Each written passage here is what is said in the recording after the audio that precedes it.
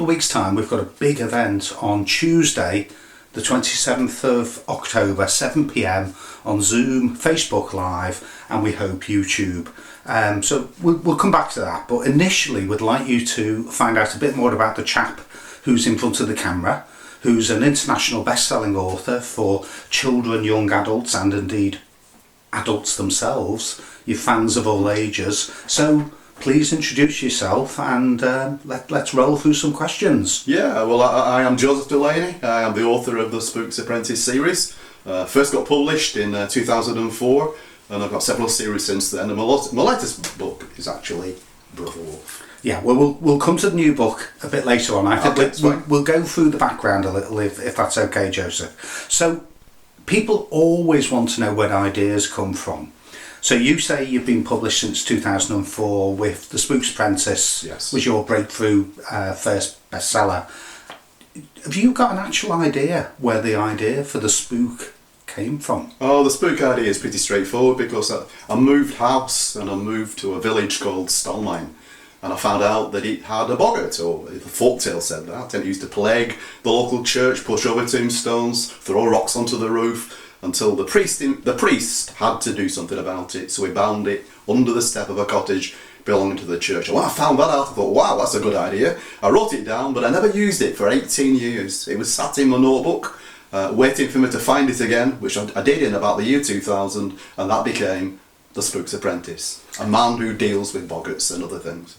So, I mean, boggarts and where you lived, you bought a house in this village, didn't you? In Stolmine, yes. You know, you must have known something about boggarts anyway. I did, yeah. I didn't know about the Stolmine boggart particularly until I arrived. But I didn't know there are boggarts in the area. I know there's the Rinstone boggart, there's a boggart at Hackensall Hall. Lancashire seems to be rich in boggarts. They take on the shapes of animals, they play tricks. There are lots of Lancashire folktales about Lancastrians dealing with boggarts. Okay. And the spook himself, in the original Spooks Apprentice series, he has a pet. It does, boggart. yeah.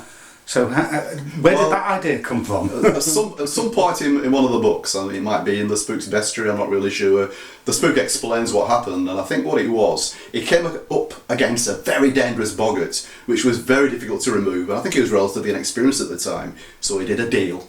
The boggart would work for him, it would make his breakfast, and it would guard the garden, it would keep the garden and the house safe from intruders, and in exchange what it got was the blood of the people it killed, the enemies who tried to enter the spooks territory.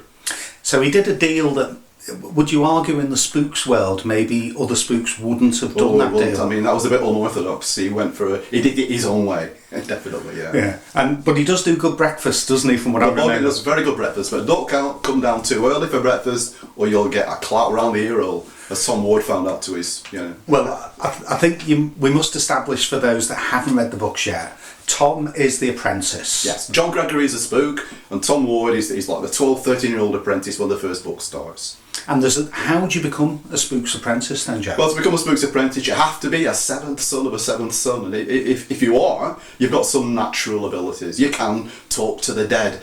You've got some immunity against witches, but the thing is, are you brave? The spook has to test each apprentice, and he takes them to a haunted house, and he says, well, lad, at midnight, go down to the cellar and face what's lurking there. And the ones who go down to the cellar and pass the test, they become spooks apprentices.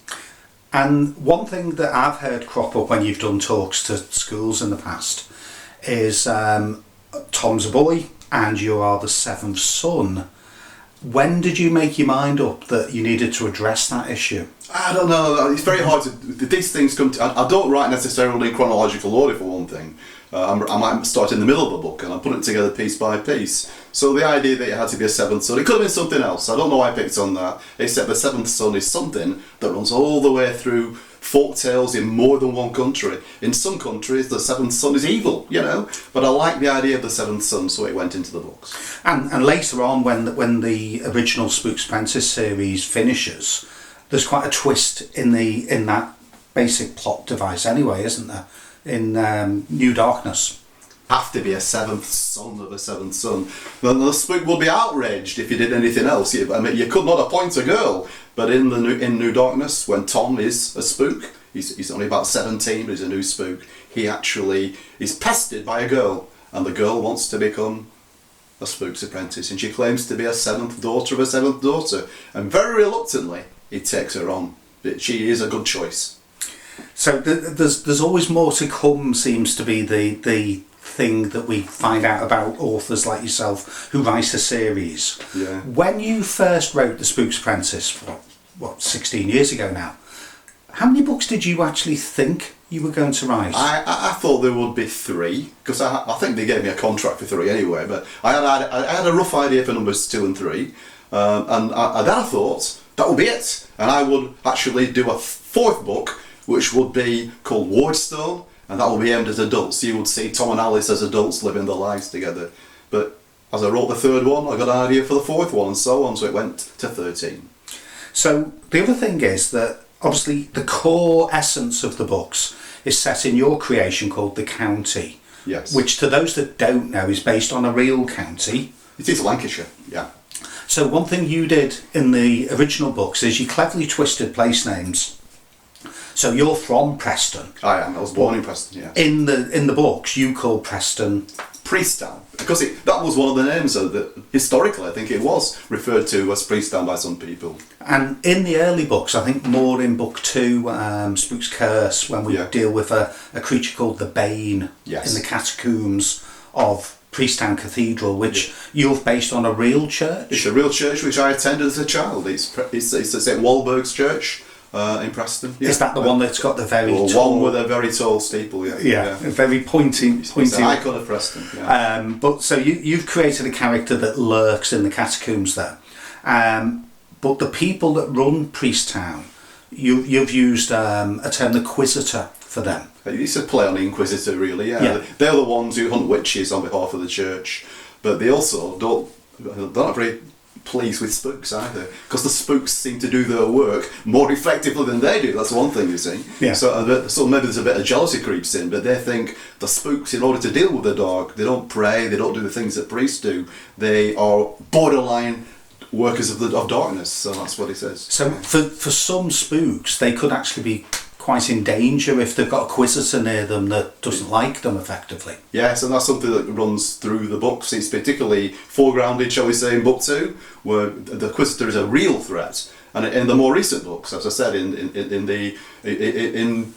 Brother Wolf, which is a sequel in a sense to the Spooks books, you have a Quisitor again. They are an all present threat. And the other thing is, as a writer, it must be lovely to do research before you actually, put pen to paper or, type these days. When you first started, were you handwriting? Were you writing your stories? Yeah, it's true. I mean, back in the early days, I would handwrite a book. I couldn't even type, and my wife used to actually type it up for me later, which is hard work, because when it comes back rejected and you think, I might be able to improve that, you've got to tap it all out again. So my big breakthrough for me was when I discovered word processors. And then I learned to type, I set out to teach myself to type, and I was going to actually, I wanted to touch type and use all my fingers. But in the end, I was typing in, for practice, so I could touch type, I was typing in one of my books. And before I'd finished, I suddenly realised I was editing properly for the first time, and I never learnt to touch type. I still jab with my forefinger and my fat thumb, but in other words, trying to learn to type made me into a writer. But you still keep notes on paper, don't you? You'd advise that to any would-be writers. Yeah, I keep notebooks for ideas and jottings and things, yeah. So the Spook series ended up being a set of 13, and one of the interesting things was that you didn't just stay in Lancashire itself, you had explorations across the world, really. There was a reason for that. As I said, I think one thing, Tom's mum is from Greece originally, so there was a reason. I can't, without giving too much away, spot in the book, they need to go to Greece. And then when they return from Greece, they've got a problem. They come back to the county, but there's kind of a civil war in place. They have to leave, and they end up in the Isle of Man, and then they end up in Ireland. So they visit 3 countries before they really properly return back to the county of Lancashire. And I think, am I right in thinking there was an invasion from another Far Eastern country? Oh, that's in the later books. That's in New Darkness. They're different. They're not human, and these creatures live in the far north. and they're a threat to the county. Yeah. And the one thing that was nice once this series took off was it did allow you to go and visit countries all around the world. As a writer, yeah. As a writer, touring, yes. you got invited to go to, well, I'll let you tell people. Yeah, I mean, the furthest place I went to was New Zealand and Australia, but I've also been to Brazil. That was good. It was just 1 week, but it was great. I've been to Canada. I've been to Romania. That was a really interesting place. But it's sold in translation to over 30 countries. I've probably been to about 7 or 8 of them, really. Yeah. And I'm right in thinking that France and America are quite key areas of sales. They are. I mean, America was the sales from America enabled me to retire early. That's how important that was. But let's be honest, the countries that has the most readers of the Spooks books and the other books is France. And it's really quite successful in France. So that's one of my favourite countries. Well, you go most years, don't you, to a big expo, don't you? Yeah. And the other thing is, readers build up relationships with characters. I suppose so do you, the writer. I mean, you've got to identify with and for the reality of the characters in your book. As you write in the first person, how hard is it to write a twist and something unexpected? It is difficult to me. I think some readers think that the first person narrator, the hero telling his own story, will never die, so it takes away. But it's not true. I mean, you could simply kill him off, and then in comes another narrator say, unfortunately, Brother Wolf or whatever died, killed by a bucket yesterday, and we are now blah blah blah. That could happen. You could flip narrators and have another first person narrator. Yeah, and the final question on the Spooks Apprentice series is, obviously there were 13 of them, which is a good number to end on, I think. It's the number itself. It was 13, unlucky 13. It's got like a bad sort of reputation, 13. And how far back were you into the series when you knew how you were going to end? It gradually grew on me, because something happens in the Spooks battle. They go east to face the Pendle Witches, and the devil himself from that point in time walks. We call him the Fiend, but it is the devil, and he walks the earth. The whole point is to get rid of the devil, and that takes the remainder of the books. So as I'm writing one, I'm getting ideas for the next one. So finally, it starts to focus on how we'll deal with it finally, and which is the Spooks' Revenge, the 13th book. Right. So we're just going to